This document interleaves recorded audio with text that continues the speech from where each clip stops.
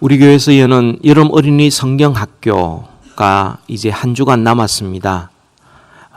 Vacation Bible School이라는 이 성경학교는 학생들이 평소에 학기 중에 학교에 충실하다가 방학을 맞이하여서 평소에 여러 가지 시간과 여건이 되지 않아서 부족했던 신앙교육을 집중하는 아주 귀한 시간들입니다. 이 여름 성경학교를 통하여서 믿지 않는 어린아이들을 초청해서 예수님 학교로 인도하고 그들이 신앙생활을 할 수 있도록 도와주고 또 교사들을 훈련시키고 또 보조교사들을 양육하고 또 부모들과 교회 전체 앞에서 어린이 신앙교육이 얼마나 중요한지 다시 한번 관심을 기울이게 하는 그런 정말 좋은 기회들이죠. 그러나 이 여름 성경학교와 관련해서 현실은 그렇게 밝지 않습니다. 참으로 어둡습니다. 한국 교회도 마찬가지고요. 특별히 미국에 있는 이민교회들이 어린이 신앙교육 하는 데 있어서 주일학교가 없는 교회도 있고 또 아주 유명무실한 그런 교회들도 있습니다. 퍼센테이지로 따져보면 60% 이상이 됩니다. 이민교회의 3분의 2가 자립하지 못하는 50명 미만의 교회들이 대부분이고 3분의 2가 그리고 어린아이들을 교육할 선생이 없고 공간이 없고 그래서 유명무실하게 진행되는 것이 많고 특별히 여름 어린이 성경학교를 하지 못하는 그런 교회들도 상당수가 됩니다. 일정도 전에는 4박 5일씩 일주일씩 하던 그런 것들이 3박 4일로 2박 3일로 막 줄어들게 되고 시간도 아침부터 오후 늦은 시간까지 하던 것들이 점점 줄어들어서 이제는 오전 잠시 혹은 저녁 잠시 안 할 수는 없고 이런 경우가 있고요. 교사들은 그 일주일간의 시간을 온전히 여름 성경학교에 내기에는 휴가를 내야 되니까 이 부담스러운 거죠. 학생들은 방학이 되었는데 여전히 학원으로 캠프로 쫓아다녀야 되고 부모는 정말 평소에 하지 못했던 신앙생활을 강조하기보다는 어찌하든지 학교 성적을 좀 더 올려야 되겠다 싶어서 이리저리 아이들을 계속해서 강요하는 이런 현실입니다. 교사도 부족하고 학생도 부족하고 장소도 부족하고 예산도 부족하고 여름 어린이 성경학교 여러분 우리가 어릴 적에 그 성경학교에서 배웠던 노래와 율동과 말씀 이걸 통해서 우리가 지금도 신앙의 유익을 얻고 있는데 지금 그렇게 하지 못하는 그런 경우가 너무 많이 있습니다. 한국 교회만 그런 것이 아닙니다. 미국 교회도 어렵기는 마찬가지입니다. 여러분 성경학교를 하는 미국 교회를 한번 찾아보십시오. 손꼽는 것입니다. 또 미국에서 어린이 신앙교육을 위해서 출판했던 유명한 출판사가 있는데 스탠다드 출판사라고 있습니다. 가스펠 라이트 출판사라고 있습니다. 그 대표적인 두 출판사가 어려움을 당하여서 더 이상 여름 어린이 성경학교 교재를 발간하지 못하고 있습니다. 우리 교회는 올해에도 여전히 4박 5일, 월요일부터 금요일까지 아침 9시부터 오후 3시까지 선생님과 보조교사들이 시간을 내어서 그룹 출판사에서 나오는 그 포로기의 다니엘의 신앙의 용기에 대해서 공부하고 있는 그래서 한 주간 동안 하나님 앞에 아이들과 함께 시간을 보내는 그것을 지금 기대하고 있습니다. 정말 감사한 일이죠. 우리 교사들이 보이지 않는 곳에서 얼마나 많이 수고하는지 모릅니다. 여러분 한인 인민자의 숫자가 점점 줄어들고 있는 것 아시죠? 1987년도가 한인 이민자가 제일 피크였었습니다. 1년에 적어도 3만 5천 명 이상이 미국으로 이민에 들어왔습니다. 근데 그것이 1913년부터 급격하게 줄기 시작해서 작년 2017년도에 미국에 온 이민자의 숫자가 1,000명이 되지 않습니다. 미국 전역을 통틀어서. 자, 이민자의 숫자가 줄어들고 있죠. 당연히 한인교회가 해마다 5.5%씩 줄어들고 있습니다. 앞으로 10년, 20년 뒤에 보장 못합니다. 1980년도 이민 오셨던 20대, 30대들이 지금 60대, 70대들입니다.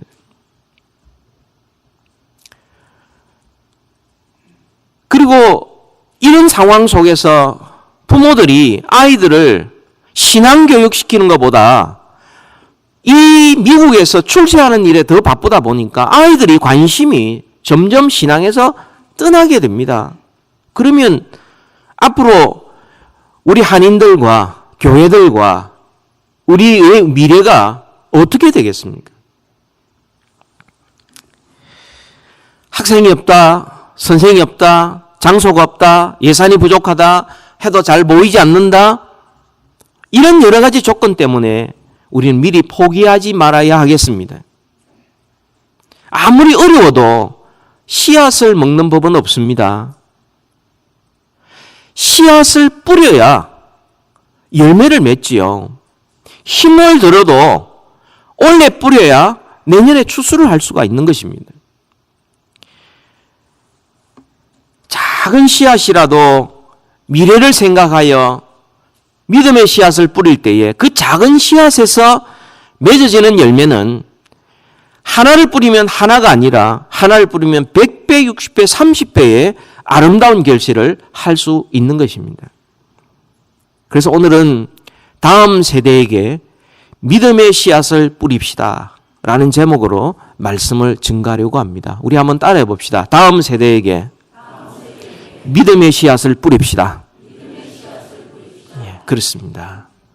지금 뿌려야, 힘이 들어도 믿음의 씨앗을 계속 뿌려야 다음 세대들에게 우리는 풍성한 열매를 거둘 수가 있고 하나님의 사람이 우리 가운데 배출될 수가 있고 이 사회를 이끌 신앙의 리더, 훌륭한 인물들이 우리 교회 또 주님의 교회들 가운데서 많이 일어나게 될 것입니다. 여러분, 이 신명기에서 오늘 4장을 우리가 읽어보았는데요. 이 신명기에서는 지금 지난달 5월, 올해 6월 두 달에 걸쳐서 매일 성경 본문입니다. 여러분, 신명기의 내용은 하나님께서 자기 백성과 언약을 맺으시는데 새롭게 언약을 맺으시는 내용이 신명기입니다. 두 번째 언약이라는 뜻이죠. 왜 새롭게 언약을 맺느냐? 그것은 맨 처음 시내산에서 하나님과 언약을 맺은 백성들이 그 언약을 스스로 깨뜨려 버렸어요. 맨 처음으로는 그 시내산 밑에서 금송아지 만들었던 사람부터 시작해서 계속하여 하나님의 말씀에 불순종하였을 때 그들은 40년 광야 생활하고 난 다음 결국은 그들은 다 죽고 말았습니다. 지금 신명기서를 듣고 있는 이들은 새로운 세대들입니다. 앞으로 가나안 땅에 들어가서 거기에 살아갈 세대들입니다. 그들에게 하나님께서 모세를 통하여 말씀하신 내용이 신명기서의 내용이에요. 이 신명기서의 내용을 한마디로 축약하면 이겁니다. 과거를 잊지 마라. 그리고 하나님의 말씀을 듣고 순종하라. 이게 핵심이에요. 과거에 너의 조상들이 어떻게 했는지, 과거에 하나님께서 어떻게 하셨는지 그것을 절대 잊지 말고 꼭 기억하고 그리고 하나님의 말씀을 듣고 준행하라. 이게 신명기 전체의 내용이고 오늘 본문 1절이 바로 그 전체 내용을 요약한 것입니다. 우리 같이 한번 4장 1절을 함께 읽도록 합니다. 시작. 이스라엘아, 이제 내가 너희에게 가르치는 규례와 법도를 듣고 준행하라. 그리하면 너희가 살 것이요 너희 조상의 하나님 여호와께서 너희에게 주시는 땅에 들어가서 그것을 얻게 되리라. 아멘. 오늘 이 말씀을 통하여 우리는 세 가지의 초점을 우리가 살펴보아야 될 텐데, 왜 하나님의 말씀을 듣고 준행해야 하는지 이유에 대해서, 그리고 하나님의 말씀의 내용이 무엇인지에 대해서, 그리고 그 하나님의 말씀을 누구에게 전해야 되는지, 이 세 가지를 우리 간략하게 한번 살펴보려고 합니다. 첫 번째로는요, 우리가 왜 하나님의 말씀을 듣고 준행해야 합니까? 1절부터 4절까지 해서 상세하게 설명을 하고 있습니다. 거기에서 우리는 두 가지를 알 수가 있습니다. 하나님의 말씀을 우리가 듣고 준행해야 될 첫 번째 이유는 그래야 살기 때문입니다. 하나님의 말씀은 생명이기 때문입니다. 1절에 있는 대로 그리하면 너희가 살 것이요. 단순히 하나님의 말씀은 알면 좋은 것 아닙니다. 선택의 문제가 아닙니다. 이 말씀을 들으면 사는 거다. 안 들으면 어떻게 되죠? 죽는 거라는 거예요. 그러니까 사느냐 죽느냐의 문제가 하나님의 말씀에 달려 있다. 실제로 그 예를 3절에서 예를 들어서 바알보올에서 생긴 일을 들어서 설명하고 있습니다. 내용은 이런 거예요. 똑같이 광야 생활하였지만 바알보올에서 발람의 말을 듣고 하나님께 불순종했던 사람은 죽었다. 그날에 죽은 사람이 24,000명이 되었다. 그런데 하나님의 말씀을 들은 너희들, 4절에 있는 대로 너희들은 살았다. 하나님의 말씀을 우리에게 생명과 같이 중요하다는 것이 바로 너희들이 증거다. 하나님의 말씀을 떠나지 않고 그 말씀에 붙어 지킨 너희들 오늘까지 다 생존했다. 말씀을 듣는 자는 살 것이요 그렇지 않는 것은 하나님의 심판을 피할 길이 없다는 것, 너희들이 증거다. 그 말씀을 하고 있는 겁니다. 여러분, 바알보올은요, 지금 이곳에 이 신명기 4장에서 이 말씀 받고 있는 게 벳볼 맞은편 골짜기라고 말합니다. 그 바알보올이라는 곳에서 발람이라는 거짓 선지자가 이스라엘 백성들을 저주하러 왔습니다. 근데 하나님께서 막으세요. 아예 말을 못하게 만드세요. 아예 근처도 못 오게 만드세요. 저주를 못했습니다. 그래서 발람이란 거짓 선지자가 이스라엘 백성들을 저주하기는 저주해야 되겠는데 하나님께서 막으시니까 할 수 없다. 그래서 바알보올에서 어떻게 했어요? 모압 여자들과 음행하도록 부추겼습니다. 결과적으로 하나님의 말씀에 불순종함으로 하나님의 저주를 받게 했어요. 직접적으로 저주하는 것도 하나의 방법이지만 하나님을 분리시켜서 말씀을 떠나게 만드는 것도 저주하는 하나의 방법이라는 거예요. 사탄이 제일 잘 쓰는 방법입니다. 직접 드러내놓으면 경계하지 않습니까? 그러니까 오늘 하지 말고 다음에 하자. 나중에 하자. 뭐 그렇게 살 필요 있나?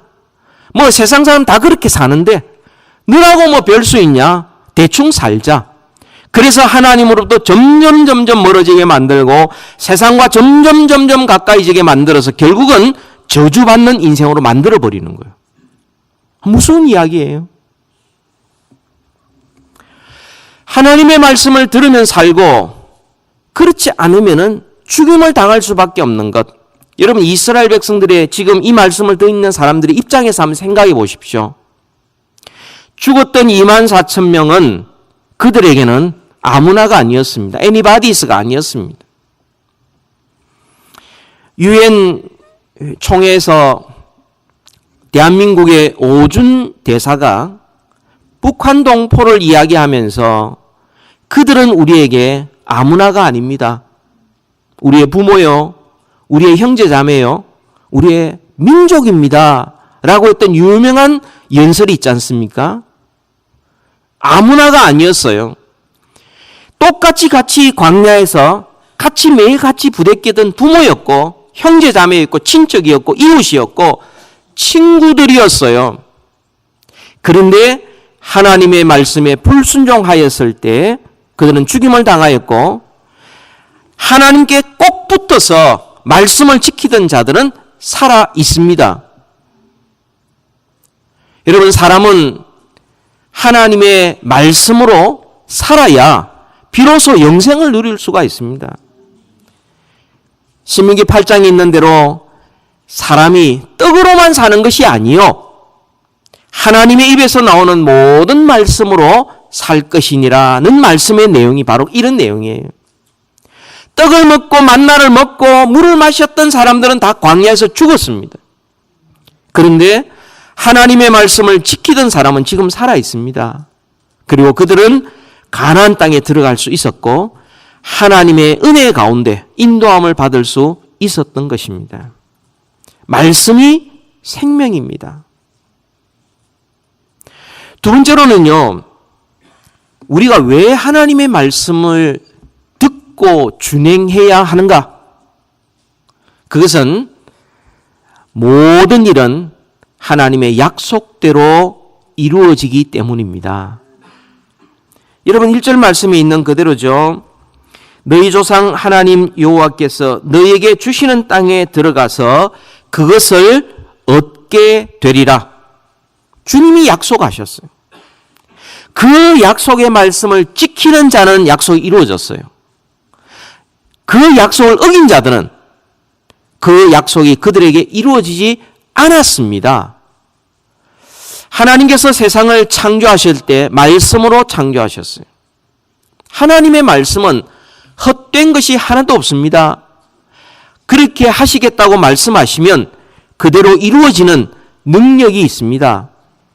말씀으로 창조하셨고 말씀으로 온 세상을 유지하시고 말씀으로 우리를 새롭게 창조하시고 구원하시고, 여러분, 마지막 날 하나님이 심판할 때도 하나님이 약속대로 심판하실 것입니다. 동시에 약속대로 우리를 영원한 천국으로 인도해 가실 것입니다. 그런 점에서 여러분, 우리가 하나님의 말씀을 결코 소홀히 여기지 말아야 합니다. 이 세상은 먹고 사는 것으로만 사는 것이 아니라 하나님의 말씀을 따라갈 때에 우리는 이 세상에서도 살 뿐만 아니라 죽은 이후에 영원한 천국에서 영생을 누리며 살게 될 것입니다. 그래서 말씀을 알아야 돼요. 말씀을 듣고 지켜야 됩니다. 마지막 날 주님 앞에 심판대 앞에 섰을 때 너 왜 그렇게 살지 않았니? 라고 주님께서 책임을 물으실 때에 몰랐습니다. 이유가 되겠습니까? 목사님이 그런 설교 안 하던데요. 이유가 되겠습니까? 우리 교회는 성경 공부가 없어서 이유가 되겠습니까? 안 됩니다. 교통 위반을 해도 몰랐습니다, 못 봤습니다, 안 됐습니다. 이유가 됩니까? 안 됩니다. 하물며 하나님의 심판대 앞에 섰을 때 우리가 하나님의 말씀을 듣고 지켜 준행하는 자는 살 것이요, 천국에 하나님께서 자녀로 받아들일 것이고, 그렇지 않는 것은 우리는 갈 곳이 없는 거예요. 그렇다면 하나님의 말씀의 내용이 뭡니까? 5절부터 8절까지 해서 그 내용이 나옵니다. 규례와 법도라는 말은 규칙과 법령이란 뜻이고요. 이 모든 것을 요약해보면 하나님의 전체의 말씀입니다. 근데 여러분, 2절에 보면은 가감하지 말고 이렇게 말씀하세요. 가감하지 말고, 더하거나 빼지 말고, 부담스럽다고 빼버리고 내가 좋아한다고 그게 보태지 말고 있는 그대로, 이게 바로 11절부터 14절까지 나오는 하나님께서 시내산에서 언약을 맺으실 때 내용과 동일한 내용인 것입니다. 그게 뭐냐면요. 이 하나님의 말씀의 내용은 두 가지로 요약할 수 있습니다. 그 첫 번째, 복과 저주입니다. 복과 저주. 하나님의 말씀을 지키느냐? 그럼 내가 너에게 복을 줄 것이고, 하나님의 말씀을 어기느냐? 그럼 너희에게 저주가 임할 것이다 하는 것입니다. 5절 6절에 있는 그대로입니다. 하나님의 말씀들을 지키느냐? 그러면 약속대로 땅을 차지할 것이고 복을 얻을 것이고 큰 나라에 될 것이고 모든 여러 민족에게 지혜와 지식이 있는 민족으로 칭찬을 받을 것이다. 그런데 하나님의 말씀을 어기면 너희들은 하나님의 심판을 피할 길이 없다. 이렇게 말씀을 합니다. 복과 저주. 이것은 하나님께서 에덴 동산에서 아담과 맺으신 언약 내용이고요. 하나님께서 예수님을 통하여 맺으신 새 언약의 내용이기도 합니다. 여러분 창세기 2장에 보면 하나님께서 아담과 어떤 언약을 맺으시죠? 너 이 에덴 동산에 있는 모든 나무의 실과는 다 먹을 수 있지만 선악을 알게 하는 나무의 실과는 먹지 말라. 결단코 죽으리라. 반드시 죽으리라. 다시 말하면 그 하나님의 말씀에 순종하면 영원히 살 것이고 에덴 동산과 온 세상을 너희들이 통치할 것이지만 만약에 약속을 어기면 너희는 반드시 죽임을 당할 것이다. 그 내용이에요. 또한 이 내용이 예수님을 통하여 우리에게 주신 새 언약의 내용과 똑같은 것입니다. 요한복음 3장 16절 우리 잘 아시는 말씀이죠. 하나님이 세상을 이처럼 사랑하사. 우리 다 같이 한번 외워볼까요? 시작. 하나님이 세상을 이처럼 사랑하사 독생자를 주셨으니 이는 저를 믿는 자마다 멸망치 않고 영생을 얻게 하려 하심이니라. 아멘. 독생자 예수 그리스도를 믿는 자는 영생을 얻고 믿지 않는 자는 멸망밖에 남은 것이 없다. 복과 저주. 여러분 이것을 하나님께서 우리에게 말씀해 주셔요. 말씀에 순종할 것인가? 말씀을 소홀히 하고 말씀에서 벗어날 것인가? 매일 매 순간 우리는 선택의 기로에 있습니다. 그렇게 해도 되고 안 해도 됩니다. 하나님께서 안 한다고 그 즉시 심판하지 않아요. 그러나 점점 어두움으로 가게 되고 점점 하나님부터 멀어지게 되고 저주의 길을 걸어가게 되는 것입니다.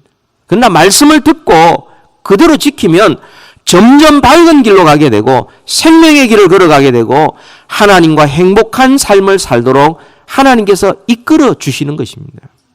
이 복과 저주, 여러분 우리가 이것을 선택할 때에 우리에게 오는 복, 우리에게 오는 저주 누가 책임집니까? 선택한 그 사람에게 책임이 있는 거예요. 하나님은 우리 앞에 너희들이 말씀 지키면 복을 줄 것이고 말씀대로 행하지 않으면 너희들은 저주밖에 없다라고 우리에게 주신 거예요. 우리는 날마다 하나님의 말씀을 지키기 위하여 몸부림쳐야 합니다. 그래야 우리는 정말 행복한 삶을 살아갈 수 있고 영원히 행복할 수가 있는 것입니다.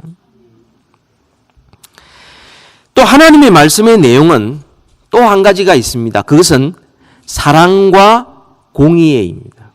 하나님의 헤세드, 인애, 사랑, 자비, 하나님의 사랑이 있고 그리고 하나님의 공의, justice가 있는 것입니다.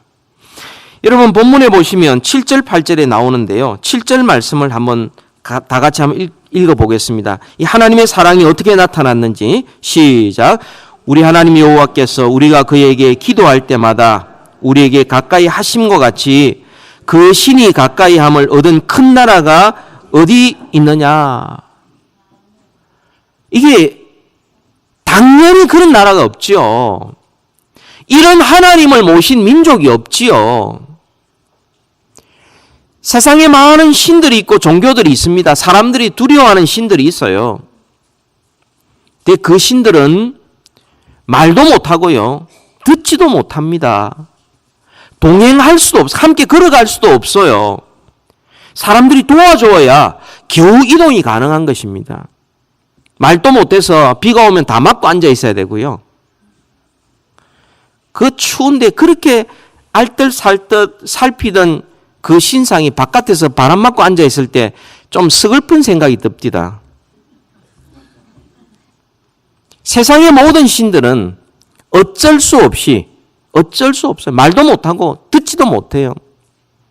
그런데 우리가 섬기는 하나님은 우리의 귀에, 우리의 소리에 귀 기울이시고 우리와 가까이 하시고 얼마나 도와줄 수 있는 하나님이십니다. 백성들이 애굽에서 고난 중에 부르짖을 때에 하나님이 그들의 소리를 들으시고 세계 최강의 이집트를 하나님이 심판하셨습니다.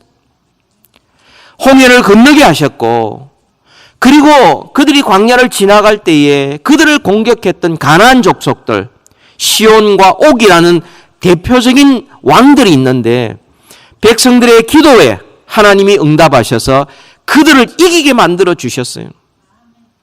나중에 여리고성에 있던 라합이라는 여인이요, 뭐라고 이야기하느냐면 너희들이 시온과 옥을 쳐부수는 걸 보고 우리의 마음이 녹아내렸다고 그랬어요. 사울 의지가 다 없어졌다고 이야기를 합니다. 하나님의 기도의 응답의 결과인 것입니다. 백성들이 하나님 앞에 제사를 드릴 때마다 하나님께서 불로 응답해 주셨어요.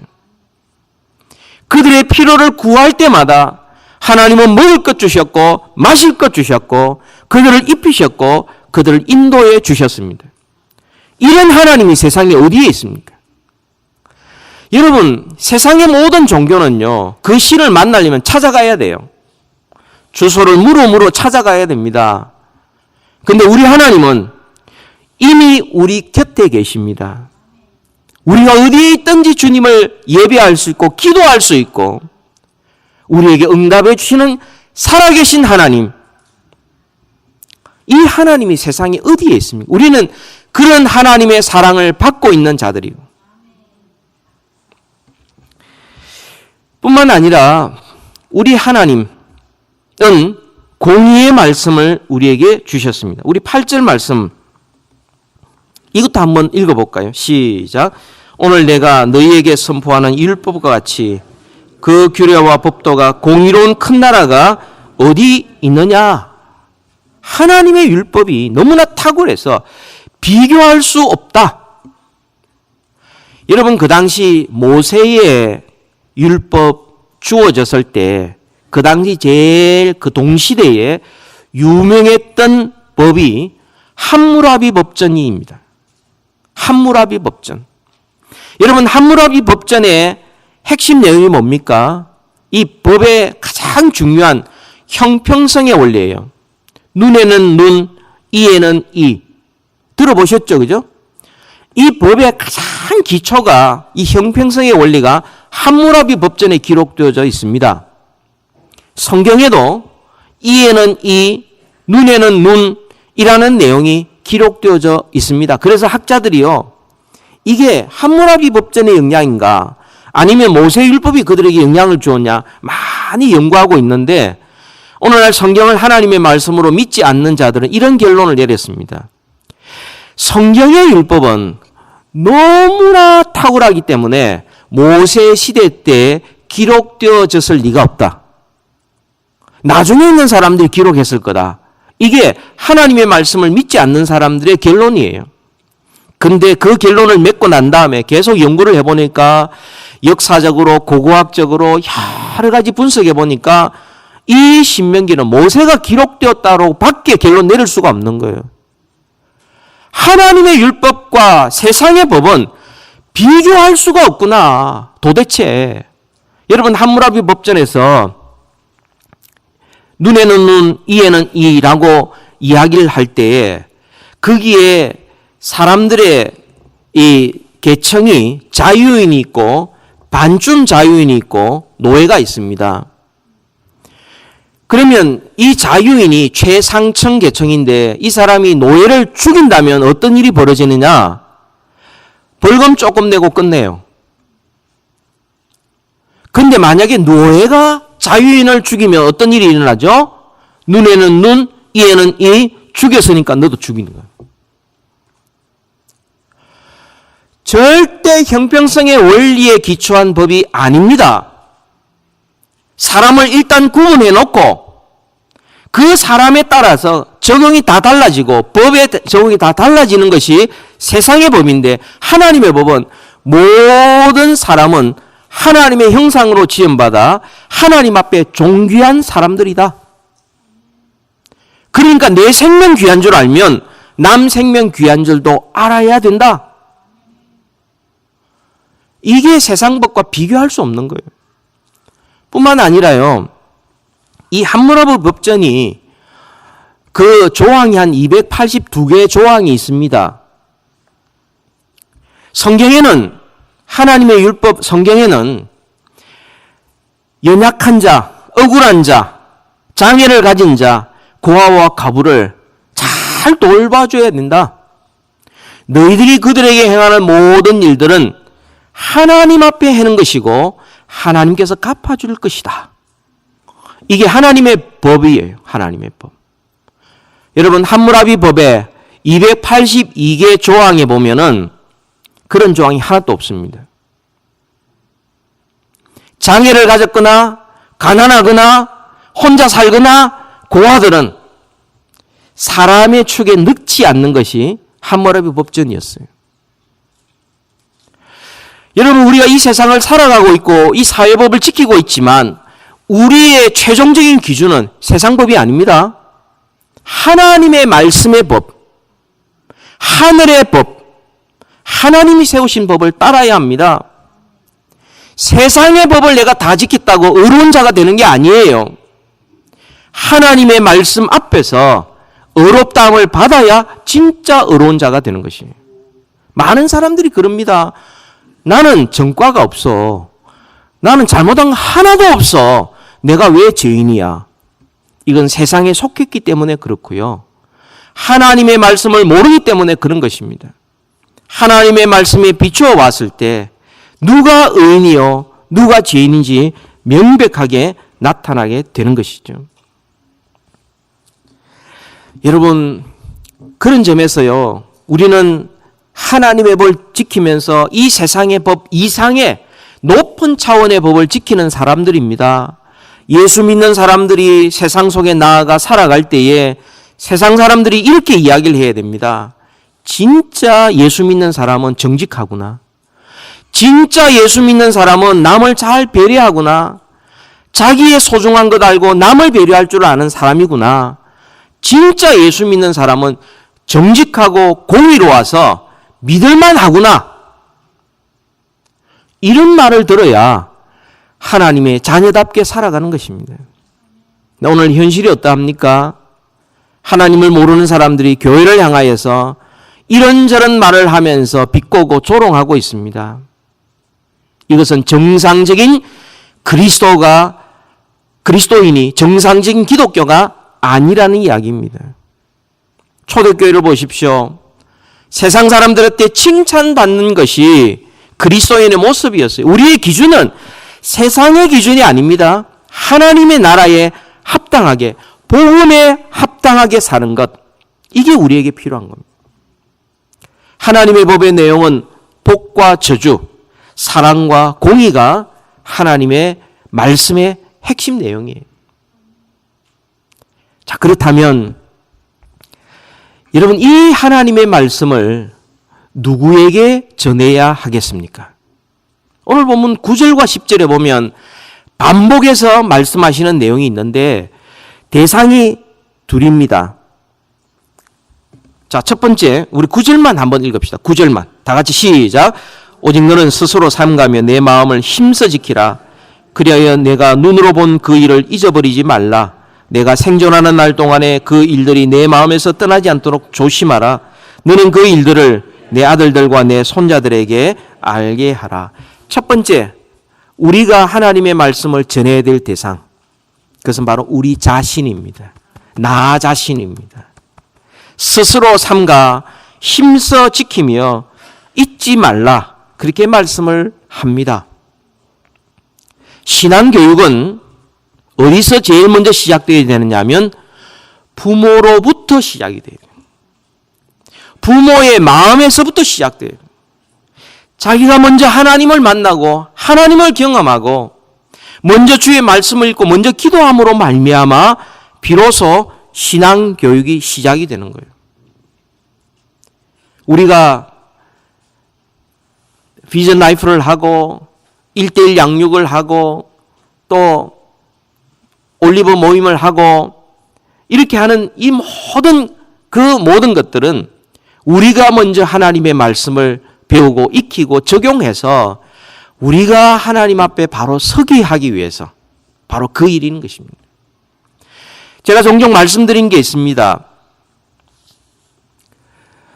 비행기를 탔을 때 여러분들 이렇게 급한 위기 상황이 떨어졌을 때 비행기 위에서 산소 마스크가 툭 떨어집니다. 그때 그 비행사에서 항공사에서 꼭 부탁하는 게 있습니다. 부모들에게.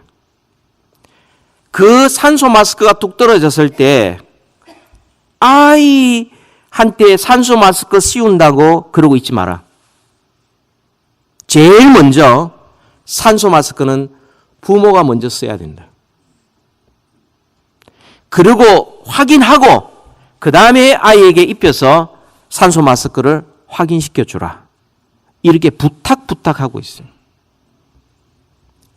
왜냐? 자기가 먼저 산소 마스크를 하지 않으면 나중에 자기 죽고 아이 죽습니다.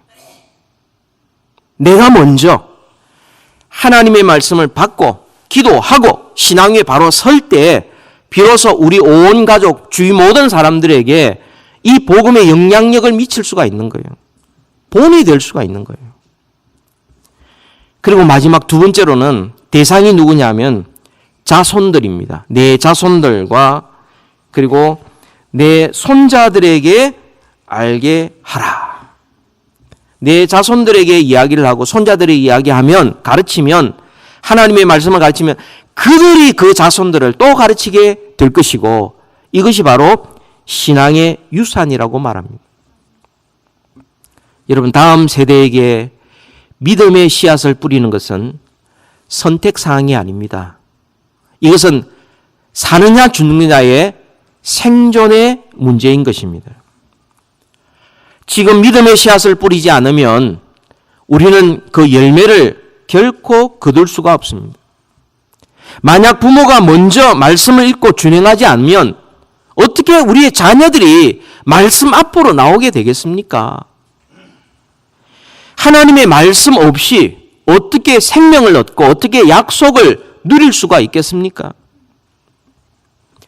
만약 우리가 우리의 자녀들에게 말씀을 가르치는 이 일을 소홀히 한다면 좀 너무 바빠서 잘 못한다면 그럼 우리의 원수 사탄이 그때까지 휴전하고 그대로 기다리겠습니까? 가만히 있겠습니까? 아니죠. 이 사탄과 세상은요, 우리가 하지 못하는 그 틈새를 이용해서 어떤 수단과 방법을 다 통틀어서 우리를 그들의 종으로 이끌어갑니다. 가꾸지 않으면 당연히 잡초가 생기는 법이죠. 우리가 우리의 자녀들을 그리스도의 제자로 하나님의 사람으로 그렇게 교육하지 않으면 그들은 그 시간에 다른 데서 교육을 받고 있습니다. 물론 여러분 부모된 자들은 다 아실 겁니다. 우리 자식 우리 마음대로 못합니다. 그래요. 성경에 봐도 정말 선한 사람들 밑에 악한 사람들이 나오고요. 악한 부모 밑에 선한 자녀들이 나오는 거 우리 많이 봅니다. 우리 자녀들 우리 마음대로 안 됩니다. 그러나 우리가 해야 될 것은 믿음의 씨앗, 말씀의 씨앗, 기도의 씨앗 뿌리는 것입니다. 그래서 그 말씀이 살아 움직여서 언젠가 그 자녀들의 마음을 움직일 것이고 우리의 기도가 하나님 앞에 상달되었을 때 하나님의 때에 언젠가는 하나님께서 응답해 주실 거예요.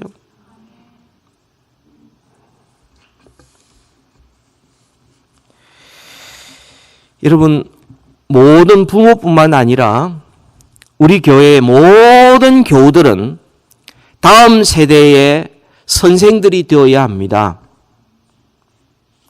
우리의 교회 생활을 통하여 목사님, 장로님, 권사님, 집사님들이 어떻게 신앙생활을 하는지, 어떻게 주의 말씀을 따르는지, 어떻게 기도하는지, 어떻게 헌신하고 봉사하는지, 어떻게 하나님과 사람을 섬기는지 그들이 그것을 보고 자라나게 되는 것이죠. 그것이 곧 우리가 믿음의 씨앗을 뿌리는 것과 같은 것입니다. 저는 우리 교회에서 우리의 다음 세대들 가운데 이런 사람들이 많이 일어나기를 소원하고 기도합니다. 정말 다음 세대를 이끌어갈 리더들이 우리 가운데 많이 일어나기를 바랍니다. 각 분야에서 정말 실력 있고 신앙 있는 지도자들이, 훌륭한 인물들이 많이 일어나기를 소원합니다. 세상을 본받지 아니하고 오히려 세상에 선한 영향을 미칠 수 있는 인재들이 우리 교회 안에서 많이 일어나기를 바랍니다. 하나님의 일에 더욱더 열심을 품고 주를 섬김으로 하나님 나라의 일꾼으로 인정받는 일꾼들이 우리 교회 안에서 많이 일어나기를 바랍니다. 모든 가정들마다 당대보다 후대가 더 잘되고 더 하나님 앞에 쓰임받는 믿음의 명문가 되기를 소원합니다. 여러분, 우리가 이 시간 결단하면서 주의 말씀을 기억하면서 함께 찬양하기를 원하는데요. 주님 말씀하시면 내가 나아가리라. 주님 뜻 아니면 내가 멈춰서리라. 나의 가고 서는 것 주님 뜻에 있으니 오 주님 나를 이끄소서. 주여 우리의 가정을 이끄소서. 우리의 자녀를 이끄소서.